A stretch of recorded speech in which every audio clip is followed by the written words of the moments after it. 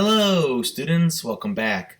So, I hope you all were able to successfully create that big project of yours last time of the rock, paper, scissors program. If not, you're going to be in a little bit of trouble on this one because we're going to just simply make that rock, paper, scissors program be able to run multiple times without having to constantly restart the program. So, here's where we were before, where we had rock, paper, scissors, and I would have to enter my selection, and I don't know, I'll just pick rock. And of course, it says rock, scissors, so it would give us this results. But now we have this right here. Would you like to play again? 1 is yes, 0 is no. 1. Okay, I don't know, keep hitting 1. Oh, it's a draw. Would like to play again? 1. Okay, we're on. Well, you know what? It's 2 draws and a win.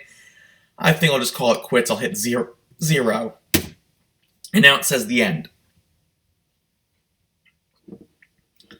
So that's what we're doing. That ability to just select, an answer, yes or no, to restart the program. That's really all we're doing here. So, go up and hopefully you remembered to save your program before you, went and submitted it. So, hopefully you have, your rock, paper, scissors program, and here's what mine wound up looking like. And, I had an if statement inside an if statement. I used nested ifs. I saw some other people were using ands. Ands is also fine. Ands probably actually involves less code. But, I just liked this because I could see the clear delineation between what was inside what based on the indents. So that's how I did that. So we're going to have to give ourselves, a loop, right? So we're going to have to start the loop, and we're going to have to end the loop. So let's first start the loop. The question is, where are we going to start it? Okay, well, also, we need to make sure something, right? So we're basically saying while the person does not type 0 as their answer to that replay question, right? So I don't know, maybe we could call it replay or answer or, my answer, start again, whatever you want to. I'm just going to name it, I'm just going to type in answer. And right now answer is going to be equal to none because they don't have an answer yet. They can't physically have an answer before they have even played one game of rock, paper, scissors, right? So now here's all this. And now, of course, at the very end, okay, so we have to put a while loop in this, right? So we'll have to go while answer does not equal 0. And then, of course, now it'll start printing all of this, right? Okay, blah, blah, blah, blah, blah, blah, blah, blah, blah, blah. Oh, and then at the end, we have to, ask them a question, right? So, okay, so answer equals, because we're making an integer, they have to type in 1 or a 0, int input, and then, of course, new line, I'll make a new line there, would you like to play again? 1 equals yes, 0 equals no. And I'll give them a nice little tab to, be able to do that. So you're probably thinking, well, that was easy. I just had to, start my loop and end my loop. There is clearly not going to be any errors in trying to do this ever, he says as he knows as he clicks the execute button. Jadu, see that? Expected an indentation block on line 9. So, remember how all these if statements, everything inside of it gets indented, and all these while loops, everything inside it gets indented? Well, it was expecting something to be indented here.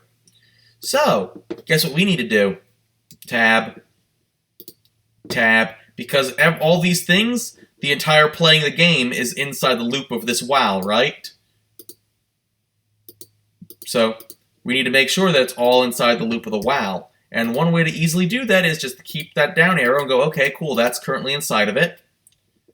This guy, now of course, if you're going to indent something, remember, I indented this, but now, what's inside the if statement?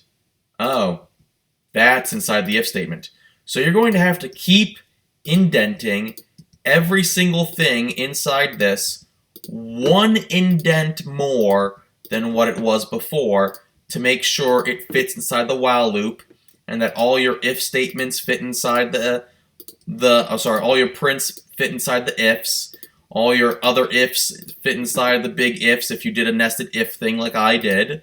So this is where you have to make sure that you're indenting everything properly. If something is off, it'll say, hey, on this line I was expecting an if. And of course, let me just indent this as well, because in theory, that answer is also in line with everything right here to make the answer. So let me just hit this while loop down. And yep, everything should be inside of it because I was able to collapse all of it. Collapse, collapse, collapse, collapse, collapse. So, let me just execute this now. Let me see what happens. Is it going to run? Yes. Rock, paper, scissors. Hit 1. There we go. I selected rock. Computer wins. Oh, heck yeah, the computer won. I want to play again now. Okay. This time I'm going to hit paper. Player wins. Yes. You know, and of course, we're even 1-to-1. I'm just gonna end the program here now. 0. The end. Woo! So that's how you get this. We're just making a replay feature on this rock, paper, scissors. Now, those of you that are astute would probably notice, wait a minute, we really only checked to see if their answer did not equal 0. So in theory, I could have put 2 or 4 or 7, and it still would have counted as not equaling 0. Yeah, you're right. Yeah, you're right. So in theory, you could hit anything for the yes, and it would still go through. It's the 0 that we, are looking for to end the program. We're not going to go into making all that sort of little functionality in this program. Not in this class. That's just more lines of code just to add in very little functionality for something that we already kind of have working. So once you get it to this point, please save it and submit this under the fourth mini project of this week. And hopefully you guys are ready for it, because come next week you're going to have a quiz on loops, and you're going to have the big project on loops. So, I'll see you next week. Have a great weekend.